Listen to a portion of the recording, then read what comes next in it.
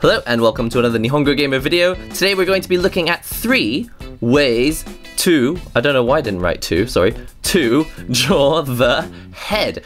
And the reason I want to do this is because it's one of the things that I like to do the most, or not even just like to do, something that I just do the most, which is drawing a human head. Because when you draw characters, you just find that you need them to have heads, they need to have faces, and if they don't, then you end up with these kind of scary headless characters. So this is the one that you'll have seen me do a lot on my channel, where I draw a circle first and then I draw a face, which does not actually fit inside that circle. And then there's other ways where you can draw it, where you actually figure out the size of the head like this first. You draw the line and then the whole head fits within that football shape. And then version number 3 is where you actually draw the eyes of your character, the nose, and maybe even the mouth. And then you just draw the face after that. And I'm going to show you. So I'm equipped here with my iPad Pro. Oops, I can't spell Pro. iPad Pro 12.9, but of course, if you're using an iPad Pro 9.7, you will be easily as equipped as I am. I just happen to like using the larger screen while I make these videos. Let's start with version number 1. Now, method number 1 is how I used to draw characters when I was in school. I would actually go in and draw the eyes first, because that's what interested me the most. The eyes, they say, are the window to the soul, and I would try and draw eyes. And the thing is, you can see I'm having trouble doing it now because I don't use this method very often anymore. But let's say you're drawing anime, typical, what people like to call anime style eyes. And that means doing the surround so that you know where the whites of the eye are. Going in, drawing some suitably nice egg shapes for the actual eyes themselves. Go in, give them some highlights, assuming that the light is coming from here. Maybe even some, I don't know what this is called. This is the reflection of the light on the other side of the eye. Go in, put the shadows in. Well, I guess, yeah, I mean, there's shadow coming from the top here as well, but I'm not going to go too much detail. Pupils, obviously, because otherwise, how would they see? The light information needs to get to the eye. Thicken this up, and then I would draw a nose. And let's say if a character's got eyes as large as these ones, you're going to have a nose that's probably quite close to the base of the eye. And this is what I would do when I was much, much younger. I would draw in some kind of mouth. Essentially, this is a great method if you know exactly what expression you want first. And then, if you happen to know the shape of your character's face, like you know that the cheeks come in after the base of the eye, you know that you want it to come in and then out a little bit for the chin, and then you would draw a face like this. Now, this is not my recommended way of doing it. It is probably the most common way that people draw, and especially for beginners. When you first start drawing, you really want to get in there and copy the design of the eyes of your favorite characters. You really work on making beautiful, beautiful eyes that come in like this, start to come over like so. I'm doing some really typical eyes here. Let's say that you had an eye that comes down like this, comes down like that. You have a nose, you make it really, really beautiful. You even have a bit of shadow there because the light is coming from here. You have the eye like this, and essentially this isn't an eyes drawing tutorial, but if you can't draw eyes, you won't be able to use this method, because this is for people who want to draw the eyes first. And there are situations where you may use a method like this, especially if the expression on the character's face is the most important thing in your drawing. Put a few things in here, a few eye droplets. Once you've drawn this part of the eye, it's a matter of coming in and making sure that you have exactly the right face shape to match the expression that you've drawn. Another reason this might help as well is when you decide later that you want to have a nice large open mouth, and you actually decide the chin needs to come a little bit further down. So here we could actually open the mouth even wider. I'll have to change this shape entirely now. Have the face come all the way down like so. And as you can see, this is a totally legitimate way of drawing. It's probably not my preferred method, but it does work. Just give them a bit of hair. This is how you could draw the face. Now, the reason I don't like to draw this way is because now I don't have an estimate of how large the body is going to be. If, let's say, I wanted to draw this whole character, now I don't even have enough space on my iPad because I've run out of space on the paper. Now I'm going to show you method number 2. And this is a method that I was thinking about for a long time because I just could not get my head around using a circle. Now, let's say you draw a circle like so. The next stage is to make it oval shaped. And when you see people drawing designs of the actual height of a character, they'll generally do it in head length. So they'll say the character is 7 head lengths tall, and they'll resize these circles until they get 7 equivalent sized circles. And then these circles, or should I call them ovals, these ovals become the height of your head.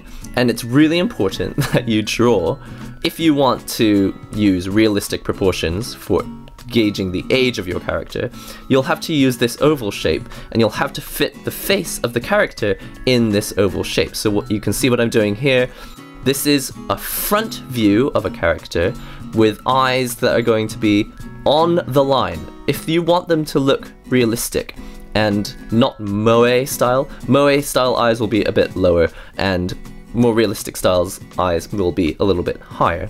Generalizing a little bit, but for the sake of argument, that's how it is. And a nose somewhere here, and a mouth somewhere here. Oh, let's make them smile a bit more. I'm so sorry, I wanted you to smile and I ended up making you look a little bit bewildered.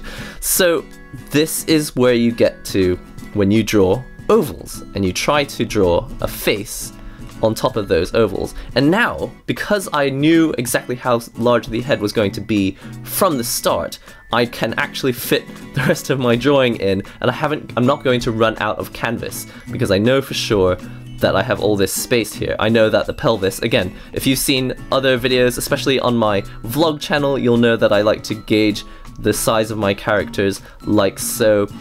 I'll build my characters a bit like this so that I know exactly where the pelvis is to start with, where the knees are going to be, where the legs are going to be, where the arms are going to be, all that sort of stuff. But today's not a body tutorial, this is a heads tutorial, and starting with an oval shape is really important. So even if you draw a large oval like this, I cannot tell you how to create a perfect oval, because you just this is the inexact science of ovals. There is no perfect oval, not that I know of, but you just get used to an oval that seems to work for the human head. And of course, if you're doing a slightly different style with a character that has a more round, ball-shaped head, you could do that as well. But now you'll find it'll be even more difficult because, well, how do you fit your character's head in here? Well, just assuming that you've got a Moe style character, which is more often than not, it's the Moe characters that have the circular shaped heads, you will actually find it filling out a lot of this circle. It's kind of Rockman, Mega Man style as well. If you're familiar with a lot of the Rockman drawings, I think Rockman has a fairly circular head. But this is how I would do it if I were using a circle instead of an oval, and you can see pretty Moe, right? Because we've got the eyes here in the bottom third of the circle. And essentially, that's all there is to it, you know?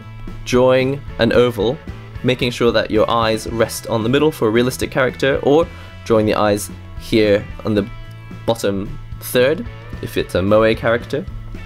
And then having the ears, again, I'm talking about the style of characters that I draw. If you have a different style as well, it will vary, and that's why method number 3 is probably the most important, because if you were to draw this character from the side, you cannot draw an oval like this and hope to draw a realistic character, because actually it's not an oval, it's more like a tilted oval, or slightly football-y shaped head with more of the mass here being quite wide, and then the face coming a bit more like this. This is more what a human head actually looks like. And this is in anime as well. In Japanese styles, they still use proportions which are quite similar to this, and it's very difficult to come up with that weird peanut football shaped design every single time and get it consistent, which is one of my biggest issues when I first started to draw. Was I would draw a character that had a face that was, you know, this size, but then in the next picture their head would be much wider, and you know, it would look like this instead of looking like this. And how do you get consistency? Well, the answer is method number 3 comes from the, I think it's Andrew Loomis method, where you always draw a circle. And if you know how to draw a circle, if you've practiced drawing enough circles, then you can use this method every single time to get consistent drawings.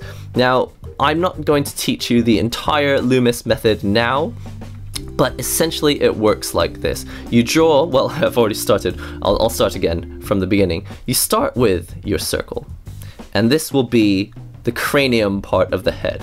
And you draw a line right through the middle for the center of the cranium. And then you draw another line, breaking this into thirds. So you have 1/3 and 2/3. So I'll just zoom in quickly so you can actually see that. 2/3 here and 1/3 here. So I'll just delete those lines so I can actually continue the drawing. And then from there, you actually have to bring the shape of the head in a bit because it's not as wide. This is the somewhat inexact part of the drawing, but it's not as drastic as drawing an oval from the start. And then you double this distance here. So this 2/3 distance, imagine you doubled it here as well. So it's another 2/3. So this distance here and this distance here are the same. Let's call it A and A. They're the same distance. So I go from here and from here.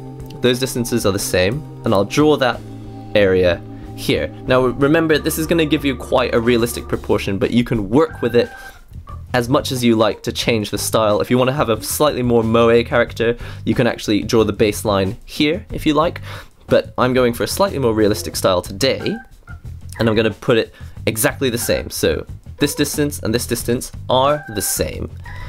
And from here on, you can draw in the chin. You can make it as triangular as you like, as angular as you like, or you can make it as round as you like. Totally depends on what style you're going for. And this is how I've put together my basic head. And now that I want to draw the eyes, I'm going to find the total length of this head, and I'm going to find a, well, I've drawn it quite badly, but it's actually going to be more like here, where the middle of the head is. So, more like here. Not this part. This is like the brow line where you put the eyebrow, and this is where you would put the actual eyes for a realistic looking character. So, coming in here, if I put it simply, that's what the eyes would look like. But if I'm going to draw proper eyes, I'll remember that this is where the upper brow is. I'm going to break. This is up to you, by the way. This is personal preference where you put the eyes, but I like to have them one eye distance in the middle, and then one, you know, eyes are here, here, and here. Just quickly, I'll explain. This distance and this distance is the same as this distance here in the middle. That's a general tip that people use to decide how far apart should the eyes be. And so I've drawn, I kind of eyeball it by this point, but as long as there's an eye's worth of distance here in the middle, your character won't look insanely cross-eyed. And then it's a matter of putting in the eyes, the size that you want them to be. I'm going to draw the entire eyeball here, but you can actually go in and put the shape that you want for the eye. Let's give it a slightly cutish look. I'll put these lines here, put some lines there. I always draw both eyes at the same time so I can cross-reference them. I don't want to finish one eye and then feel really stressed about drawing the left eye as good as the right eye. If I draw them at the same time, they have a higher chance of being the same quality, same degree of accuracy. So I'm just drawing in some slight edges. These are common trends in Japanese style that I seem to have noticed anyway. And then I'm gonna go in and draw the actual eyeball as well, which will come, I'm gonna have it a little bit lower, have the character with a slightly wide-eyed expression, drawing in the circles of the eyes. So it's so interesting, isn't it? Compared to version number 1, I'm drawing the eyeballs and everything absolutely last compared to the shape of the head. And in version 1, like the eyes are what comes first. But the reason I do this is I want to know exactly where the eyes are going to be. I want to be sure that they're going to be here in the middle of the head and look realistic. And then why do I want it to look realistic? Well, I don't actually want to create a realistic look. I still am a big fan of fantasy looks, especially popular in Japan, where creating things that pretty much improve upon reality is really, really popular. The way I'm choosing the placement for the mouth is I'm not putting it right here in the middle. I'm actually going to have it closer to the nose, as if there were like 3 points here. This is where I'm going to have the mouth, and this is where I'm going to have most of the chin. So let's have the mouth like so. Top of the mouth made up of three balloons, common way to describe it. The base of the mouth here and a bit of shadow to show that it comes in, and that's pretty much all I need for the head. And then really it's a case of putting in some eyebrows. You can have the eyebrows, especially in common anime, I find that they can be pretty high. You can have them as high as you like because it makes it easier to see their expression, especially if they've got raised eyebrows. They can raise pretty high, and I may have made them a little bit too wide actually here. And this is not a complete tutorial on a detailed face, but here we go. Oh, you know what? I'm going to put the shadow on the left this time. This shadow, the light. I'm putting the light source on the left.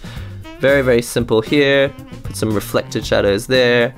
This is the shadow that comes from the actual eye socket itself, because the eyes are sunken in. That's why we have this shadow here, as far as I know.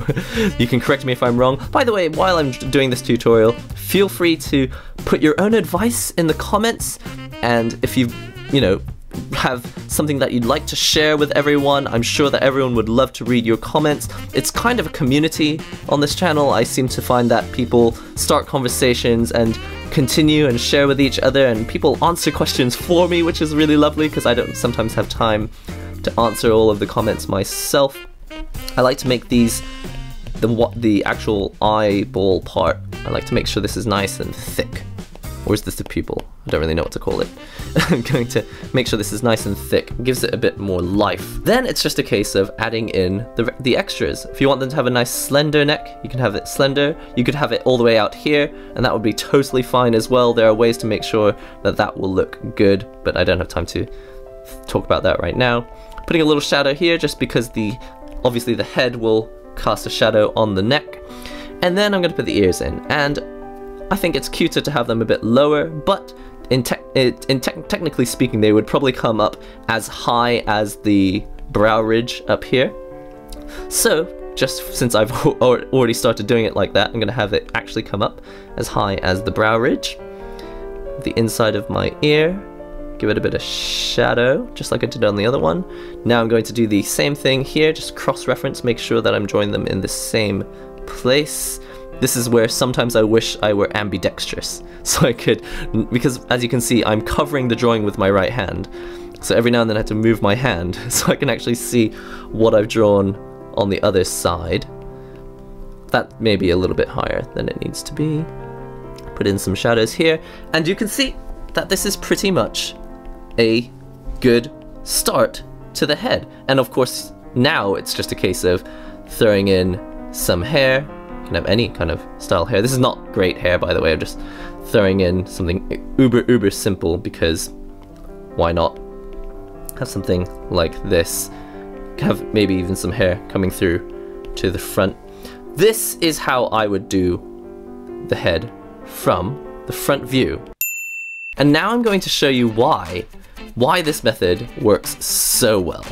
The reason this method works so well is because I can use exactly the same method to draw the head from the side. Now, I'm going to start with the circle, not an oval, not a weird shape that I can't estimate, but an actual legitimate circle. It's the same distance. The diameter here and the diameter there is the same. That's how I know it's an actual proper circle. And then, if you want to draw the character from the side, just cut out the... I'm drawing a smaller circle here, so I know where to place the ear. Doing that same line that I did before, cutting it in half, because that is where the brow ridge is, and then doing the same thing as I did before. This is 2/3, and this is 1/3. Just making sure that I double this distance here, draw that there, and that is where the base of the chin is going to be. Again, exactly the same as it was before. And then it doesn't even have to come out as far as I've just drawn it, but then it's a case of making sure that you have the nose on that same line, which is where I think I drew it last time. Let's just double check. Yep, I had the nose sitting exactly on this line here. So I'm gonna have the nose come out. For the sake of simplicity, I'm gonna draw the face like so because, well, you can make it as detailed as you want for the mouth, but I'm going to not make it too complicated. Something like that should be significant enough. If you want to, I might make a tutorial in the future about drawing the actual details of the face, but this is more a tutorial about getting the head right. And I just really want to stress that this circle, drawing a perfect circle, is really going to help you, because now you have all the reference points that you need. This is the brow ridge where I know that the eye will start, and I know that the eye is quite large, so it's going to come down as far as here. I'm not going to draw it as wide as before because obviously it's from the side, we can't see as much, though because it's common in Japanese style, we'll draw actually quite a lot of it, even though technically we probably wouldn't see this much from the side of a human head. The light was coming from the other side before. I'm just going to draw the highlight here, have the actual iris there. In fact, I think the iris, put it right there at the front. I'm doing this really quickly, but there you go. That's just generally where the eye went. It all helped to have that circle to start with, and this measurement is really important to get you from a circle to an oval. Whereas if you try to start drawing this oval right from the start, it's like, well, how big is this distance? But if you start with a circle and you cut it in exactly half, then 2/3 and 1/3, then you know to just double this distance again, and you've got a very natural place to put the chin. What's really excellent about this method then is that you can change it as much as you like. You can edit this whole thing so that you have, you know, if you draw a circle like so, and you don't actually want the chin to come down as low, you want to go for a slightly more moe style, that's fine too. Let's have the eyes take up pretty much all of this space here, because we want them to be huge and blobby moe style. Come the nose, that means that will drive the nose even lower, but then we'll have the chin almost exactly where the base of that circle is, giving them a nice huge forehead and a cute moe style. All because we started with a circle and we knew where we were going with it. From this point onwards, it's fine-tuning. I'm gonna have the actual forehead come a bit more forward because I like that look, basically. The ear, you can have that start top of the brow ridge and come a little bit lower. Of course, on a human head, I think it's fair to say that the ear comes a little bit further back than the actual center, so I'll just draw it like this. Technically, it would probably be thinner than this as well, but sometimes we break with reality because it's more fun to just add details anyway. Basically, that's where the ear could go. Honestly, I think the ear could afford to be even further back, but this will have to do for now. And there you go. That is the character from the side. And I'll just give them some very simple hair. So that is this character from the front and from the side, and this is why I prefer method number 3 if possible. It isn't always possible, of course, to use this method. There are just situations where you cannot afford to use this method. Let's say that you're drawing a character from above. There's a lot more estimation. When you start doing things like from an angle, there's more estimation, guesswork, or when I'm zoomed straight in on this person's face and I know that I want to have their eyes right here, I might have a zoom in on their face, and there's no point at this stage. There's no point in drawing the big circle because what? I'm only drawing the eyes anyway. These tiny pupils because they're ultra surprised. That is a situation where this method may not work. You may also just not like it. You may just find that it's more natural for you to draw the chin first. I have done this before. I'm not gonna go into detail about drawing a character like this from the start, but you could totally start the character with the chin, because you may find that getting the chin shape right is the most important thing for you. I have seen another method, which I won't go into detail today about, where you actually try and get the whole figure, the whole face in a perfect circle. I do not recommend this one at all because it's like almost 100% guesswork. But here's how it goes. They say draw a face and make sure that the hair fills out the circle and that the actual chin is kind of approximated to be in that circle. And you see these totally ridiculous drawing books, which I don't like very much. And they just draw this circle over a head. They're like, make sure that you fit the whole head in the circle. It's like, what? What does this circle have to do with this head at all? Basically, they had drawn a character where the hair was perfectly aligned with a circle. It was maybe in terms of balance, it worked out well, but this circle, this method doesn't help people when they're trying to figure out how to draw their own original characters, creating their own original creative works. So those are the methods, guys. You may find that especially when you map out how tall your character is, maybe you know that this is the top half of your character and that there's going to be some heads here, here, and here. You may find that you've already got an oval and that it's easier to just go straight in and draw your face from the oval, like I mentioned before. That oval tells you exactly where the eyes are going to be placed. The nose is going to be there and the mouth is going to be there. But you may also find that you want to design the head using the circle first. The problem is now you don't know how much space you're going to need down below. So I use the circle whenever I can, but it does not always work. For example, like what I've just explained.